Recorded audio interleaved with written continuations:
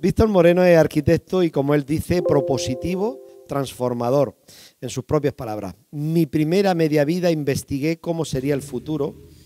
La otra media... Pasa si quieres, Antonio, no te preocupes, por favor. No hay problema. Ponte cómodo. Decía, cito, entre comillas, mi primera media vida investigué cómo sería el futuro. La otra media y el resto de mi energía la invierto en el futuro que quiero, donde las casas hablen, las personas escuchen y el planeta, con sus casas y nosotros conectados, mejoraremos. Víctor tiene claro que en el sector inmobiliario tenemos la oportunidad de liderar una transición hacia nuevos modelos de servicios, donde las edificaciones no solo consuman, sino que produzcan energía, experiencia y una inteligencia artificial propia y útil. El sector de la construcción, hemos visto aquí estadísticas en la presentación anterior, consume el 40% de la producción energética de este planeta. Todos deberemos convertir en positivo esta realidad durante la próxima década, cambiar el planeta. Y está el tema de la industrialización, nuevo modelo de movilidad, rentabilidad de las renovables, etcétera, etcétera. En fin, son temas muy amplios y demás, pero yo me quedaría, para terminar y pasarle la palabra a Víctor, con la elección de un término que Antonio también introdujo en su presencia, lo mencionó de pasada, la resiliencia, ¿no? Término que se utiliza y que yo creo que hoy Víctor puede hacernos comprender más exactamente de qué va esto, por qué debemos ser más resilientes. A por ello. Muchas gracias, Víctor. A ti. Qué bien suena esto, yo por lo menos me oigo bien. Muchísimas gracias por estar aquí, porque me he enterado que es de manera voluntaria. Entonces, un 19 de diciembre estar aquí en un día tan inspirador, pues de agradecer con las energías tan bonitas que están poniendo pues, Santiago, María Luisa, María, todo el equipo. Me parece de verdad emocionante y formar parte de esto, pues mucho más. Voy a ser muy breve porque valoro tanto mi tiempo como el vuestro, con lo cual de los 40 minutos voy a dedicar 30 minutos a charlar y 10 minutos a que charlemos. Me interesa muchísimo vuestra opinión, vuestra percepción, muchísimo. De los 30 minutos hablaré 10 minutos de aspectos físicos, del contexto físico en el que trabajamos, 10 minutos de la gestión de los recursos y del conocimiento que estamos haciendo y sobre todo de la transformación que estamos experimentando, y los últimos 10 minutos hablaré sobre las posibilidades, las tecnologías y esa pequeña visión de futuro que quería compartir con vosotros de manera inspiradora. Cualquiera de los cambios, prometo que no estaba organizado, pero desde luego como preludio, todo el escenario del CO2, pues me he quitado tener que poner un montón de números, y el preludio que ha introducido Antonio es fantástico, ¿no? Cuando nos distanciamos entre la realidad y la percepción, cuando nos distanciamos entre lo que realmente nos interesa y lo que nos queremos parapetar, pues cuando aparece una cierta enfermedad. Por eso le comentaba en el descanso que yo, cuando empecé a estudiar arquitectura, pensaba que la arquitectura era proteger a las personas del medio ambiente, y hay un momento en el que estamos empezando a darle la vuelta, ¿no? Parece que la arquitectura debe proteger al medio ambiente de las personas, ¿no? Y esto me parecía importante. ¿Cómo expresároslo? Bueno, pues de una manera lo más sencillo posible, y empiezo mis primeros 10 minutos.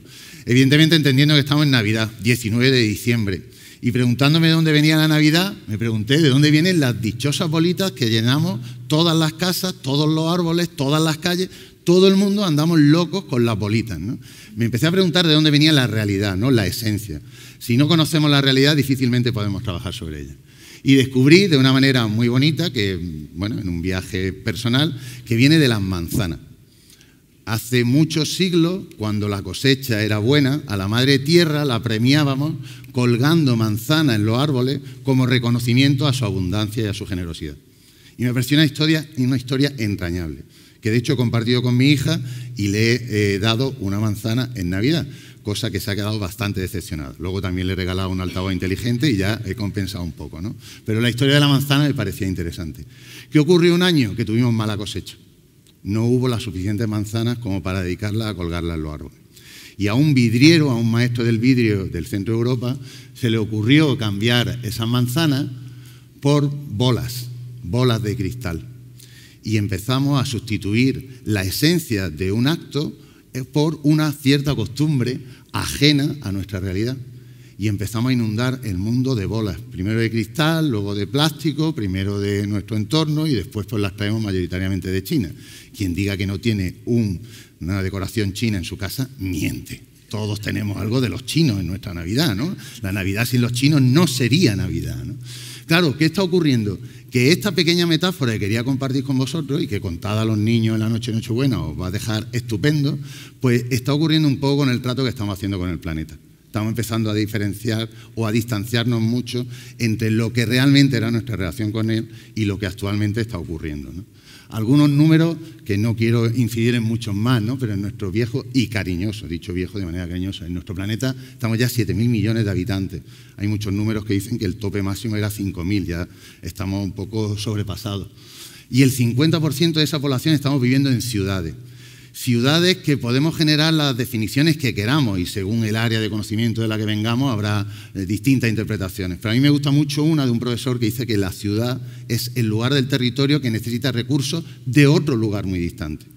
El campo es aquel que vive de sus propios recursos, no tiene este trasiego de material para arriba y para abajo. La ciudad sí necesita muchísimo material. Y el 80% de esa ciudad son viviendas. El 80% de la ciudad. Con un 40% del consumo, antes ha dado los datos en energía, en calefacción, no quiero entrar en debate, y menos con usted, a lo que usted me diga, pero sí es verdad que hay muchos estudios que dicen que el 40% de la responsabilidad en cuestiones energéticas, no solo en el mantenimiento de la edificación, sino en la producción de los materiales, en el transporte de los materiales, en la construcción y en el mantenimiento, el 40% del choque que estamos teniendo ahora mismo en el planeta pasa por el sector que nos da de comer, pasa por ese sector que nos da la manzana para nuestras casas. Y eso me parece que es muy importante para personas que, como vosotros, hoy pues estamos intentando buscar una inspiración y una manera de encarar esta realidad. Primero hay que conocerla. ¿Qué está ocurriendo además en ese sector de la vivienda tan importante? Pues que cada vez enfrentamos escenarios de mayor edad, cada vez nuestra experiencia de vida es mayor, cada vez los niveles de consumo son mayores, cada vez el nivel de consumo es mayor. Y esa sensación, que me ha venido fantástico la historia del Ferrari, ¿no? Esa historia al final nos está produciendo más ansiedad que placer. Al final la casa se está convirtiendo no en un lugar de reposo y de cuidado, sino en un cargo como la hipoteca al final del mes. Y eso como arquitecto es algo muy triste. A mí no me apetece construir pesadillas para las personas. He dicho que los médicos trabajan desde una tensión enorme, la arquitectura trabaja desde la ilusión y supongo que esa ilusión es compartible con todos los que estáis en la cadena de la construcción. Y hay algo que también empieza a ser tan preocupante, que cada vez las viviendas tienen menos ocupantes, cada vez tenemos menos tiempo para dedicar a nuestras casas y cada vez tenemos menos estabilidad. Menos estabilidad. Algo también que para las nuevas generaciones es realmente preocupante. El número del 94% de los ingresos para poder vivir solo, a mí me parece un horizonte de auténtica vergüenza, el transmitirle eso a las nuevas generaciones, ¿no? Muchas veces trabajamos para cosas que no nos pensamos. Ese es el escenario de nuestra realidad física y ese es el motivo por el que como arquitecto creo que las cosas tienen que cambiar. No es que vayan a cambiar, no es que tienen que hacerlo. Y esta década en la que entramos es determinante. El COP, la reunión que hemos albergado en Madrid, ha evidenciado el distanciamiento entre la ciencia y la política. Pero la ciencia ha sido impertérrita en sus declaraciones. El 100%, bueno, 98%, el 100% de la ciencia dice que lo que está ocurriendo es debido a la mano del hombre. Y lo podemos leer de dos maneras. Una manera catastrofista, del mundo se va a acabar. Una manera bastante realista, que es parte de la resiliencia. Vamos hacia un escenario nunca conocido por la raza humana, donde las temperaturas y el nivel de contaminación posiblemente lo que ponga en duda es nuestra capacidad de supervivencia. O podemos ver esta década como una oportunidad para dejar de hacer las cosas. Me vuelvo a apoyar en esa imagen de parar y decir, hay otra forma de hacerlo. Y ahí es donde quiero compartir en estos siguientes 10 minutos, si voy bien de reloj, cómo hemos llegado a esta situación y por qué tenemos esta cierta sensación de bloqueo. ¿Por qué con toda esta capacidad nuestros mecanismos, nuestras inercias nos siguen haciendo hacer más de lo mismo? Que es un poco estúpido, ¿no? Cuando Einstein lo decía, ¿no? Pretender que las cosas cambien haciendo lo mismo es una auténtica locura. Podría buscar un montón de números, pero me gusta buscar pequeños ejemplos. Y el ejemplo lo veo en el cálculo de un baño. ¿Cómo calculamos las tuberías para un baño? Es algo que cuando yo tengo la suerte de ser formador de arquitectos, de arquitectas, soy profesor en segundo y en fin de carrera. En segundo me aman, en fin de carrera me odian a muerte. Pero en segundo es muy interesante porque esto le hace sentir muy profesionales. Cuando empezamos a calcular la tubería, no podemos darle la tubería que necesitan todos los inodoros y todos los sanitarios que hay en un baño. Las tuberías serían megalómanas. E igual que la estructura no la calculamos para todo el peso que necesita una obra. La calculamos para el que el seguro sea lo más barato posible. Cuando el hormigón empieza a ser más caro que el seguro, paramos. No os confiéis mucho cuando paséis por las marquesinas. Entonces, con las tuberías hacemos lo mismo. ¿Qué nivel de simultaneidad tiene un baño? Porque nosotros podemos pensar que cuando está funcionando la ducha no va a funcionar el lavabo o no va a funcionar el inodoro. Bien, podemos pensar que con uno u otro está solucionado. Podemos pensar que alguien está afeitándose, alguien está utilizando el baño y alguien está utilizando el lavabo. Vale, podemos hacer esa simultaneidad, 0,66, 0,75. Todo a la vez, sería un poco terrible. Pero podemos controlar una sola unidad de baño. En una casa 2, ¿os atrevéis? ¿Sí? La mitad pueden funcionar simultáneamente. ¿Cuántos crees que pueden funcionar? 0,66 sería un buen coeficiente. Bien, lo podemos dar por bueno. ¿En 4 viviendas? ¿Poquito menos? ¿Poquito más? ¿No? Que todo el mundo baña al baño a la vez sería mucha fatalidad, ¿no? Y más tenés que hacer la tubería así. Sería un poco locura intentar ya controlar esto. Pero es que empezamos a controlar esto. Y el conocimiento humano es incapaz de simular toda esa realidad. ¿Y a qué recurrimos?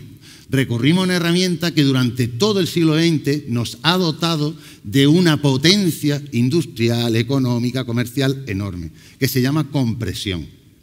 La inteligencia tiene 3 niveles: acierto y error, como hacen las gallinitas, ¿no? Voy a comer gallinita, si pico en el grano acierto, si no pico en el grano error y sigo intentando.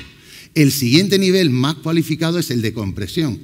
Toda esa información incapaz de ser absorbida por una solamente, la condenso en una herramienta que se llama compresión, que se llama ecuación. Y viene la famosa tabla de simultaneidad, que nos hace a cualquier profesional decir que sabemos cuándo hay una simultaneidad entre el baño de la planta 18 y el de la planta 5.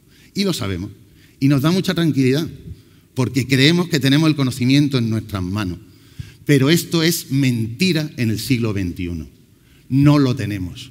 ¿Por qué? Porque ese coeficiente de simultaneidad se basa en 2 axiomas, en 2 realidades que ya no existen en nuestras vidas, que es: los recursos son ilimitados y los consumos son ilimitados. Eso no es sostenible en el planeta que tenemos. No lo es. Los recursos son limitados.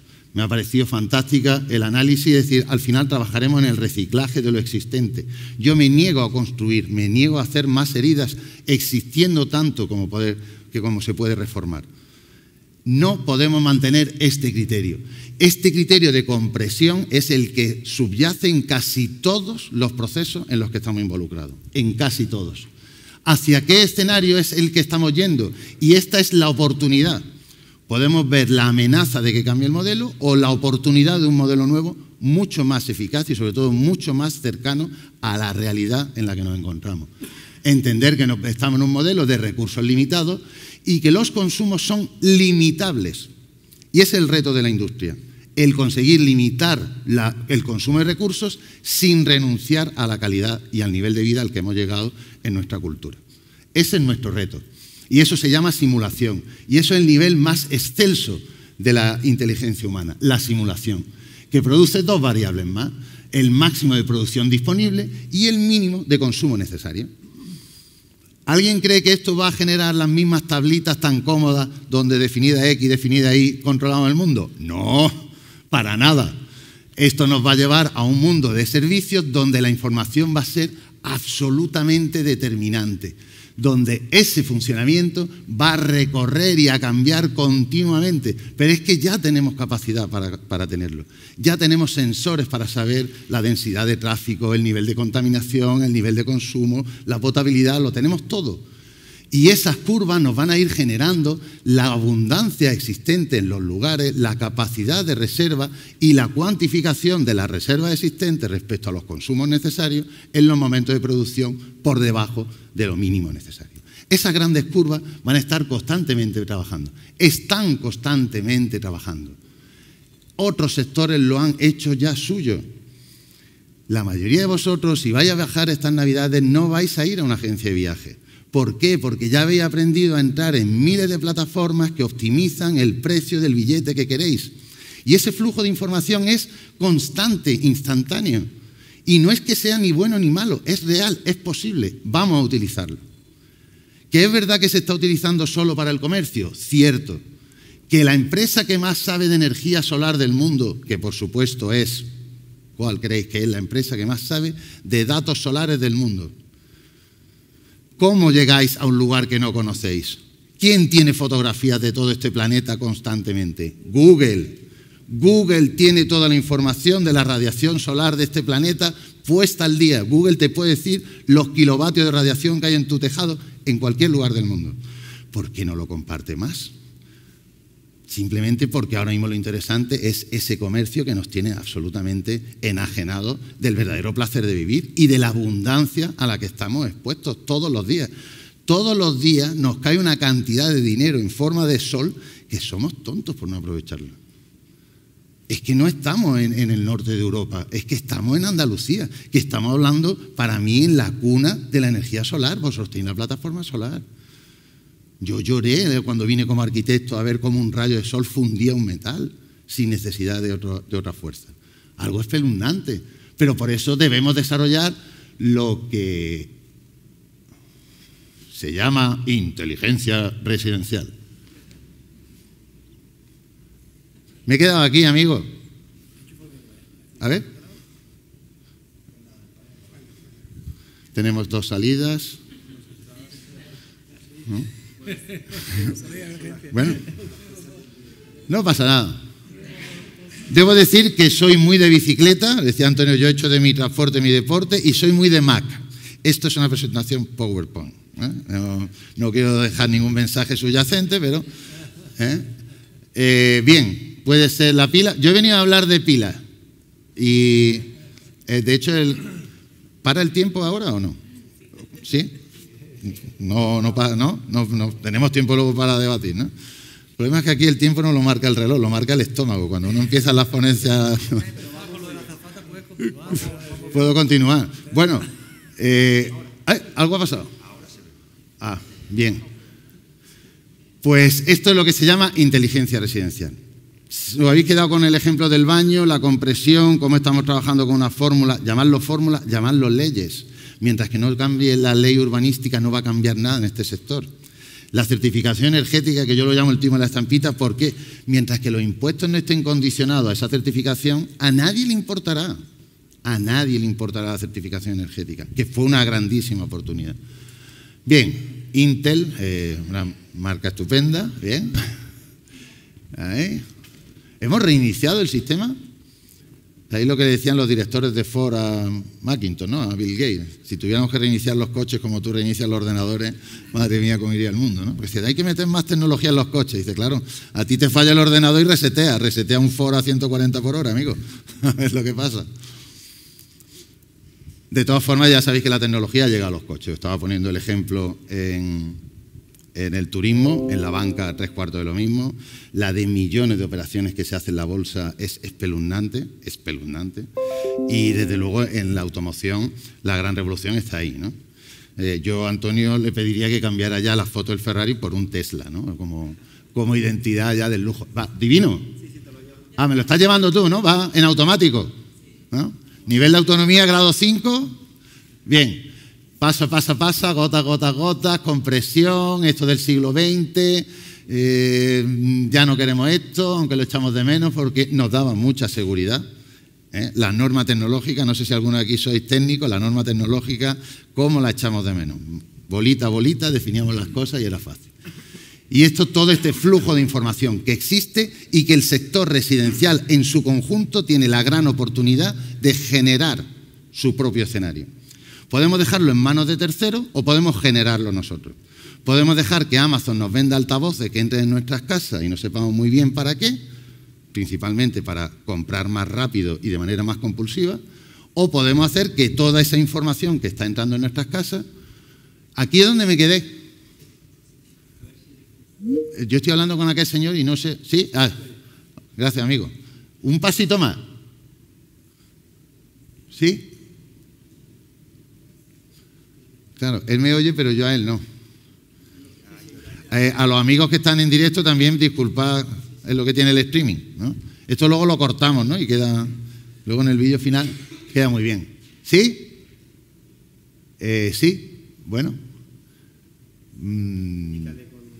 Sí, este gesto, por ejemplo, y con todo esto tenemos la inteligencia residencial. Que se va, cuidado, vale. Bien, pues 10 minutos, voy a reducir a 5 por respeto a vuestro estómago y al mío. 5 minutos sobre la inteligencia residencial, lo que yo considero inteligencia residencial. La nueva vivienda, que no es de nueva construcción, sino es el nuevo concepto de vivienda. Muchos de mis amigos y de mis amigas arquitectos se enfadan mucho conmigo, porque no promulgo derribémoslo todo y hagamos lo nuevo mejor. No promulgo eso. Promulgo que el cambio de la arquitectura no va a estar en la estética. Es más, hago una gran apología a favor de la arquitectura. Hacer mejor vivienda ya no puede depender de hacer mejor arquitectura. Ya tiene que ser hacer más vivienda. No se le puede pedir a la arquitectura lo que es una responsabilidad de todo el sector. Y os aseguro que ya no se puede hacer más render, sacar más provecho, hay que hacer algo más de más vivienda. ¿Cómo podemos definir esa nueva vivienda? ¿O cómo podemos, por lo menos, hacer un esbozo? Pues nosotros que tengamos tipificado, yo empecé con esto en el 2014, hace 5 años ya, unas 3.000 variables diferentes. 3.000 variables. Iluminación, energía, presencia, perfiles, ¿no? Preferencias, unas 3.000 variables. Una vivienda normal de unos 2 dormitorios puede llegar a tener hasta 200 dispositivos diferentes. No hablo de domótica. La domótica es un sistema interno, cableado y cerrado en sí mismo. Hablo de tecnificación, de otros tipos de tecnología. Pero lo que también tenemos muy claro es que podemos llegar sin cambios sustanciales, constructivos y desde luego no en nueva planta, podemos llegar a un 40% de mejora real en optimización de coste económico, en optimización energético y sobre todo en optimización de tiempo también. Pero para ello hay una gran apuesta, que solamente hay 2 lenguajes. Y si no entendemos que este mundo empieza a ser o de Apple o de Google y que los lenguajes universales son aquellos en los que todos hablamos y todos estamos o con un Android o con un iPhone, pues todo lo que no sea eso nos equivocaremos. No hablo de aplicaciones pequeñitas de pequeñas empresas que se puedan ver en esos teléfonos. Hablo de los lenguajes que están haciendo estas grandes empresas. Una sola herramienta y desde luego 0 duplicidades. No podemos volver a caer en el error de duplicar toda la información una y otra vez. La empresa de electricidad tienen las fotos de todos los que estamos en esta sala. ¿Qué hacemos? ¿Volvemos a duplicar esa información o exigimos la transparencia en la empresa? Que será un gran cambio de esta década. Otras variables que serán importantes y que creo, no como empleado ni empleada de Cosentino, como personas, que será el cambio importante. El empezar a entender claramente cuando hablamos de intimidad, ¿qué estamos hablando? ¿Qué es lo que defendemos y entendemos por intimidad? Porque no es lo mismo hablar de intimidad que hablar de privacidad. O no es lo mismo hablar de privacidad que hablar de identidad. Yo no tengo ningún problema en que los datos de consumo energético de mi casa se conozcan. Ningún problema. Y si con ello además, si algún día tengo que venderla, puedo favorecer que es más eficiente que la de al lado, por supuesto que sea compartida mi identidad. Lo que no quiero es las fotos de mi niña en una red social. Eso es intimidad.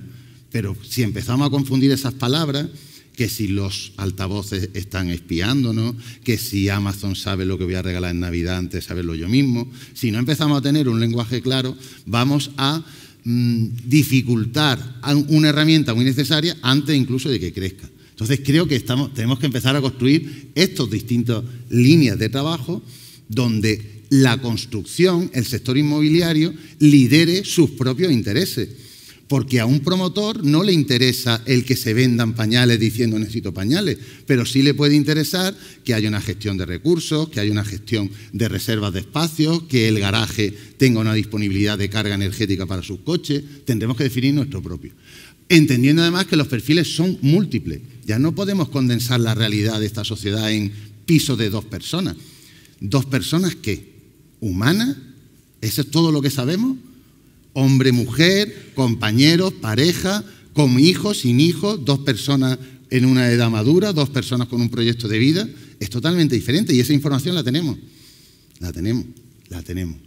Y en dos mundos paralelos, del bit al átomo, de lo físico a lo virtual o a lo digital más bien, pero en dos mundos que están empezando a chocar.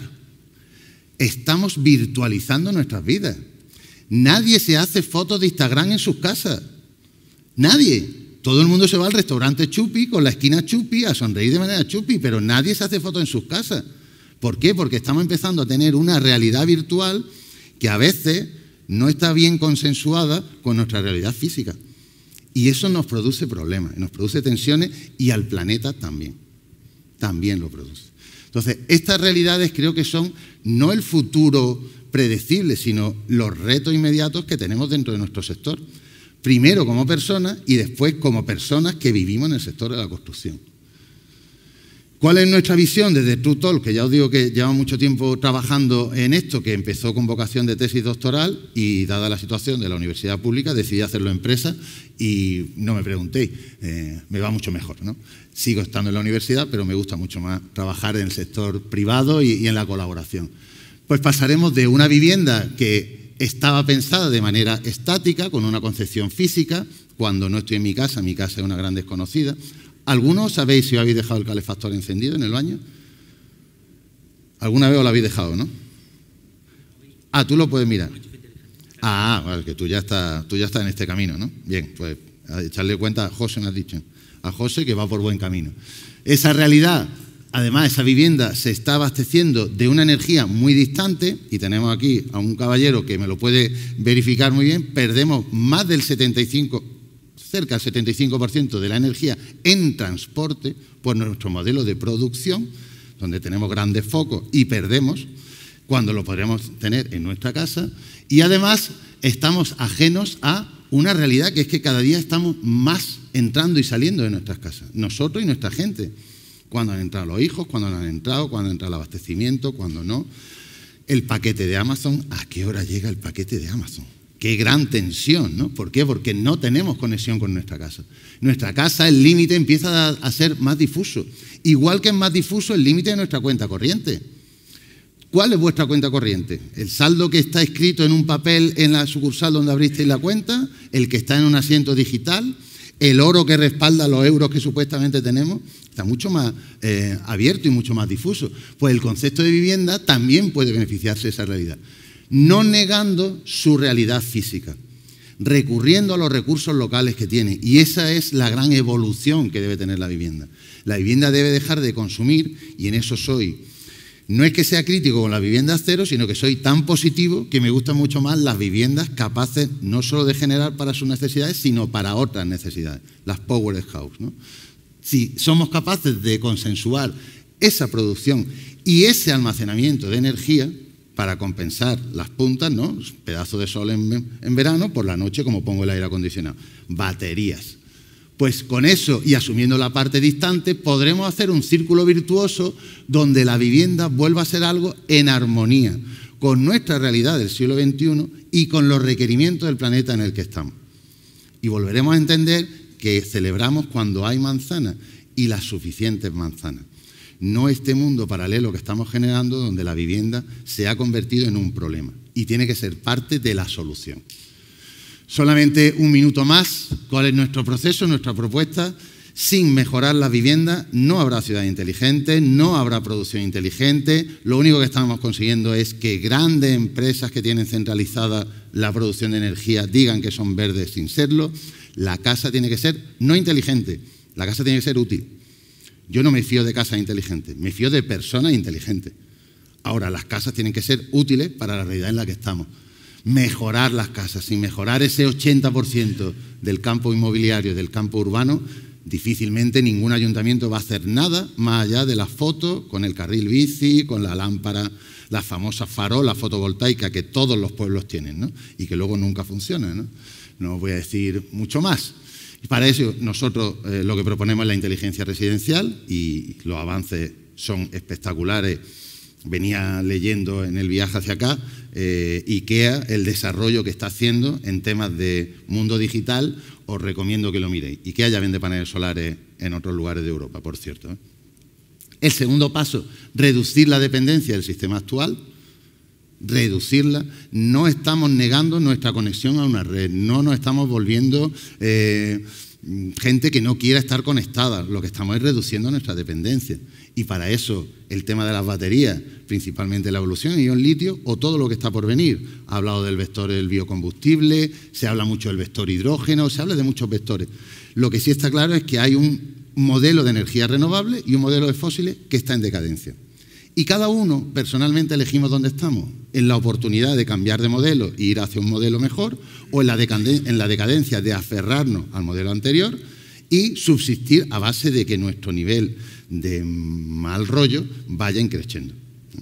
Y en eso hablaba con algunos de vosotros, abogados, claro, en temas laboral, una empresa al final también propicia esos cambios de modelo. Porque cuanto más independientes sean vuestras viviendas, mejor será vuestra calidad de vida. Igual que han hablado de la parte física, creo que la parte del hogar será importante. La propia conciliación pasa por esto. Un mundo por debatir. Y el tercer paso, producir. Producir energía. Producir energía. Energía personal, energía eléctrica, energía de cualquier tipo, pero producir otro tipo de energía. El reto es descarbonizar la economía. Y la construcción tiene mucho que ver. En la parte industrial, brillantemente propuesto, yo lo propongo desde la revolución personal. Nuestras casas pueden producir nuestra propia energía. Y tenemos tecnología, tenemos recursos y tenemos marco legal por fin. Nosotros estamos apostando por las VPP, las Virtual Power Plant, que es un modelo de producción y distribución local donde no tenemos consumos en traslado de energía y donde hay también un cierto modelo de activación cercana, de trabajar en comunidades y saber que la energía que yo hoy no estoy consumiendo, aunque mi panel esté arriba, pues la está consumiendo mi vecino sin que mi vecino pueda abusar. Ya aprendimos del pasado con los paneles de agua caliente y demás. Esos son nuestros tres pasos, que es cómo funcionamos y en lo que trabajamos arduamente. Y la cocina, no podía dejar de hacerme esta pregunta, es decir, ¿y la cocina qué pasa con esto? Pues la cocina yo creo que tenéis un grandísimo campo, por hablar de un espacio, ¿no? Pero cuando estuve con Santiago en aquella charla fantástica en Sevilla, que lo pasamos muy bien, pues les comenté algo que quería compartir con vosotros, ¿no? Dejemos de llamarlo cocina, verbalicemos las acciones de las personas, porque pasa igual que con las manzanas. Empezamos a llamar cocina y se nos olvida que allí lo que hacemos es cocinar, pero hacemos cocinar y hacemos mucho más, experimentamos. Allí protegemos, allí alimentamos, allí conservamos. Tiene que ser un espacio de 4x2, de 3x7, no lo sé, pero hacemos muchas cosas en las que esta nueva visión puede ser determinante. ¿Por qué la cocina tiene solamente que almacenar los alimentos y no almacenar también la energía que estamos produciendo? ¿Por qué no puedo tener un frigorífico lleno de kilovatios? ¿Por qué no? ¿Por qué no? Si está existiendo ya. ¿O por qué mi cocina no puede estar preparada para recibir a ese mensajero y no tener que hacer un desplazamiento de un montón de kilómetros para abrir una simple puerta? Con cerraduras del siglo XVI, por cierto. ¿Por qué no puede estar preparada mi cocina? ¿O por qué mi cocina no puede producir alimentos también, en lo que se está trabajando enormemente? Yo sufro mucho porque de cada 3 cosechas pierdo una, micro cosechas. Pero es una sensación tan gratificante cultivar tu propia verdura en tu casa, cuando puedes comértela, que es fantástico. ¿Por qué la cocina no puede ser simplemente verbos? Transformar, conservar, alimentar. Pensemos así, demos pie a ese cambio, porque ese cambio va a ser necesario. Es imprescindible. Sin ese cambio no hay otra década y no hay plan B y todas estas frases tan hechas, ¿no? Y tan conocidas. Hablando de... no puede ser otra vez. Yo me llevo muy bien con las máquinas. Me cuesta más con las personas, pero con las máquinas me suelo llevar bien.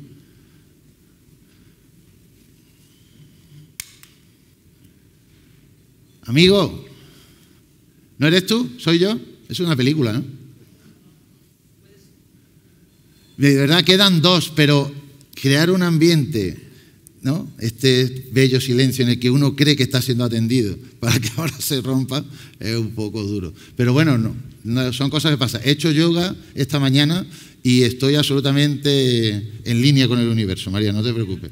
Venga lo que venga, yo he hecho lo que he podido y el resto no depende de mí.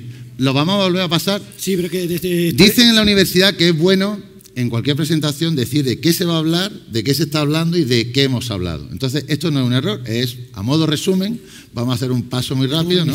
Como cuando te estás cayendo en el vacío y pasa tu vida por delante tuya, ¿no? Pues yo no lo he experimentado, evidentemente, ni quiero, pero bueno, vamos a reiniciar. Bien, lo que os estaba diciendo en el tema de Cosentino como anfitriona, el tema de la Surface, ¿no? Y cuando vi la página web, pues me encantó lo de Surface, ¿no? ¿Por qué? Porque yo, que soy muy de nuestra tierra, nacido en Úbeda, criado en Úbeda, formado en el norte y luego decidí vivir en Sevilla, pero lo del sur lo llevo muy a honra, la Surface, ¿no? Las calles de las fachadas del sur, ¿no? Y de ahí pues vino algo rapidísimo para el siglo XXI, la Superface, ¿no? Vamos a empezar a hacer no solamente Surface, sino Superface desde el sur, ¿no? Me parecería... Realmente esto es lo que vaya a ver, ya no tengáis mucha expectativa, quería relajar la tensión, la Superface y poco más. Si os parece... Luego... Te adelanto una pregunta. En el seguimiento que has podido hacer de la cumbre del COP25 como arquitecto, ¿cómo te ha parecido que ha sido el encaje de ese vector, arquitectura? ¿Te ha llegado un par de...? Principalmente... Sí. Uno, que mientras que las empresas no se involucren activamente va a ser muy complicado, muy complicado. Segundo, creo que no están... Daba unos números de... A veces aparecen grandes empresas como los grandes protagonistas, ¿no? Unos cardan la lana y otros... La construcción no la veo yo como la importancia que tiene como sector. O sea, tiene mucha más responsabilidad que visibilidad. Y luego sigo pensando que el comercio lo contamina todo. Solo nos interesa la compraventa, la manipulación de productos y demás. ¿Lo llevas tú o lo llevo yo?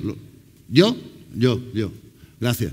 Transformar, conservar, alimentar y esta gran sorpresa de la Surface, que se animan a las Face del Sur y generan Superface.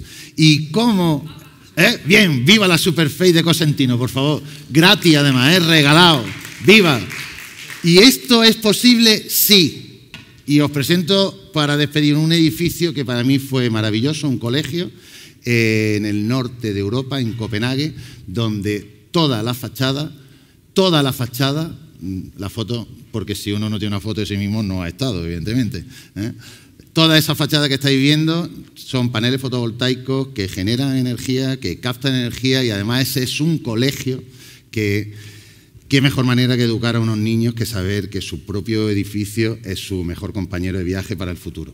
Así que, pues, actitud energética en lo personal, el cambio va desde dentro y gracias, recordad a Trutol, que somos muy pequeñitos y queremos crecer con vosotros, comed muchas manzanas, que es súper sano y os recordarán esto, y felices fiestas, Cosentino, que ya estamos en Navidad. Vosotros.